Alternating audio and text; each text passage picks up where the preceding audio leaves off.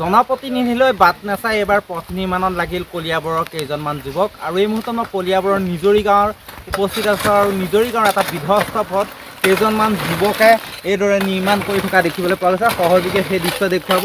আচলতে এই পথছোৱা বিগত বহু বছৰ ধৰি বিধ্বস্ত হৈ আছে আৰু তেওঁলোকে যি জনপ্ৰতিনিধি আছিল সেই জনপ্ৰতিনিধিক বহুবাৰ আবেদন নিবেদন কৰিছিল, কিন্তু তাৰ পিছতো সুফল নোপোৱাত আজি এইদৰে পুৱাই ওলাই অহা দেখিবলৈ পোৱা গৈছে আৰু তেওঁলোকে হাতে কামে লাগি এইদৰে পথ নিৰ্মাণ কৰি থকা দেখিবলৈ পোৱা গৈছে। আৰু এই পথছোৱা কিন্তু ৰঙা মাটি হোৱাৰ কাৰণে কিন্তু বৰষুণ এটা আহিলেই পিছল হৈ পৰে আৰু যাৰ ফলস্বৰূপে কিন্তু বহুত দুৰ্ঘটনা সংঘটিত হৈছে। আৰু নিজৰি গাঁৱৰ যি গড়কাপ্তানি পথ আছে এই পথৰ পৰা এখন গাঁও আছে, দুখন গাঁৱলৈ এই পথছোৱাইদি সোমাই যায় আৰু এই পথছোৱা বিধ্বস্ত ৰূপৰ বাবে কিন্তু তেওঁলোকে জমৰ যন্ত্ৰণা ভুগিছে। মই আপোনাৰ লগত কথা পাতিম। আপোনালোকৰ যি গড়কাপ্তানি পথৰ পৰা আপোনালোকৰ গাঁৱলৈ সোমাই গৈছে এইখিনি কি নাম?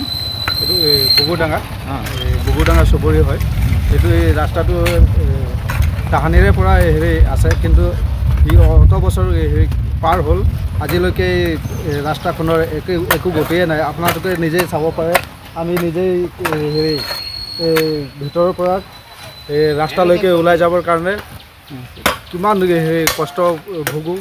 এখন হেৰি চাইকেল দিও আহিব নোৱাৰি, স্কুলীয়া হেৰি ল'ৰা ছোৱালীও চাইকেল দি হেৰি ওলাই আহিব নোৱাৰে। কিমান কষ্টৰে আমি হেৰি এই অত বছৰ পাৰ কৰি আছোঁ, তথাপিও কোনো চৰকাৰে এই ৰাস্তাখন হেৰি আজিলৈকে নিৰ্মাণ কৰি মানে একো পদক্ষেপে লোৱা নাই। নিজেই কৰিছে হয়, উপায় নাপায় এই ল'ৰা ছোৱালীৰ কষ্ট দেখি আমি নিজে আজি ওলাই আহিছোঁ আৰু পথ নিৰ্মাণৰ কাৰণে লাগি আছোঁ। কিমান দিন ধৰি আপোনালোকে আবেদন কৰিছিলে? কাক কৰিছিল আবেদন? আমাৰ ইয়াৰ হেৰি মন্ত্ৰী মহোদয় কেশৱ মহন্ত ডাঙৰীয়াই সেই ওচৰলৈ গৈছিলোঁ, দৰখাস্ত দিলোঁ। দৰখাস্তত চহী তহী কৰিলে। পিছত আমাৰ হেৰি গড়কাপ্তানি বিভাগ অফিচলৈ গৈ পেলাই আমি আবেদনখন তাত দিলোঁ। ইঞ্জিনিয়াৰ আহি পেলাই ৰাস্তাখনৰ জোখ মাখ কৰি নিলে, কিন্তু অত বছৰ পাৰ হ'ল, আজিলৈকে হোৱা নাই। আৰু এজন যুৱক আছে, মই আপোনাৰ লগতো কথা পাতিম। কিমান দৈৰ্ঘ্য পথছোৱা হয়? দূৰত্ব কিমান পথছোৱা? এইটো প্ৰায় 1 কিলোমিটাৰমান হ'ব। কিমান দিন ধৰি এনেদৰে আছে আপোনালোকৰ? কিমান আমি তেতিয়া বৰ্তমান ইয়াত বসবাস কৰা ধৰি লওক ছাপ'জ 35 বছৰমান হৈ গ'ল। 35 বছৰলৈকে আমি তেনেকাই আছোঁ যে আমি এনেকাই মানে বোকা পানীতে আমি ওলাই আহোঁ আৰু ইয়াত পকা ৰাস্তাত আমি যাওঁ, বজাৰ হাট আমুক যিমান আমি কৰোঁ। আৰু ধৰি লওক মানে কত বছৰ ধৰি আমি আমাৰ ইয়াত ধৰি লওক আমাৰ MLA কেশৱ মহন্ত 25 বছৰ এতিয়ালৈ ৰাজত্ব কৰি আছে। তেখেতক আমি জিকাই আছোঁ ভোট দি পেলাই, কিন্তু কতবাৰ আমি এপ্লিকেশ্যন লিখি পেলাই গৈ পেলাই দিওঁ, সেই একদম এপ্লিকেশ্যনত চহী মাৰি দিয়ে মানে কালি হৈ যাব যেন, তাৰপাছত কাৰিকৰী নহয়, কালিতো আজিলৈকে অহাই নাই। এই তেনেকাই চলি আছে। এইবাৰ আমি ভাবি আছোঁ মানে ধৰ যে এবাৰ মানে একেবাৰে মানে কেশৱ মহন্তক আমি হাতাই দিম ইয়াৰ পৰা, আমি আৰু তাক মানে ভোট নিদিওঁ। কাৰণ আমাৰ ৰাস্তাৰ কাৰণে আমি ইমান যুঁজিছোঁ, তথাপিও আমাক একো সা সুবিধা কৰি নিদিলে।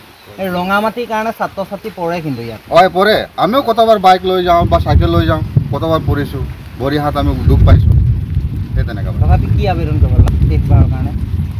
শেষ মানে এইটো যদি তেখেতে যদি আমাৰ বাটটো যদি নবনায় তেনেহ'লে আমিতো তাক আৰু কৰি দিম আৰু আমাৰ ইয়াত আৰু তাক ভোট চোট আমি নিদিওঁ আৰু তেখেতক আমি ছাপোৰ্টো নকৰোঁ।